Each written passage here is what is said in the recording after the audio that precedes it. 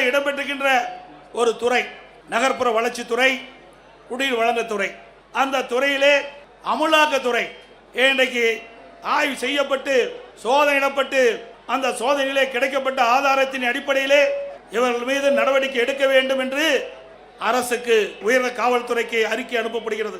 3 அறிக்கை அனுப்பப்பட்டது அமலாக்கத்துறையின் மூலமாக. இதுவரை நடவடிக்கை எடுக்கப்படவில்லை. இன்றைக்கு இந்த துறையைச் சேர்ந்த அமைச்சர்கள், இந்த துறையைச் சேர்ந்த அதிகாரிகள் மீது இன்றைக்கு அந்த அமலாக்கத்துறை ஆதாரத்தோடு கண்டுபிடிக்கப்பட்ட அறிக்கையின் அடிப்படையிலே அங்கே முதல் தகவல் அறிக்கை பதிவு செய்யப்பட வேண்டும். ஆனால் இதுவரை செயல்படவில்லை. உடனடியாக அனைத்து இந்திய அண்ணா திராவிட முன்னேற்ற கழக கட்சி உயர்நீதிமன்றத்தில் வழக்கு தொடரப்பட்டு நீதி அரசர் இன்றைக்கு அமலாக்கத்துறை ஆதாரத்தோடு கண்டுபிடிக்கப்பட்டிருக்கிறது. அந்த ஆதாரத்தின் அடிப்படையிலே அரசு இன்றைக்கு எஃப்ஐஆர் போட வேண்டும் என்று தீர்ப்பு வழங்கப்பட்டது. இதுவரை அந்த உயர்நீதிமன்ற தீர்ப்பை கூட அமுல்படுத்தாமல் புறக்கணிக்கின்ற அரசு திரு ஸ்டாலின் தலைமையில் இருக்கின்ற அரசாங்கம் என்பதை நேரத்தில் நினைவு கொள்ள வேண்டும்.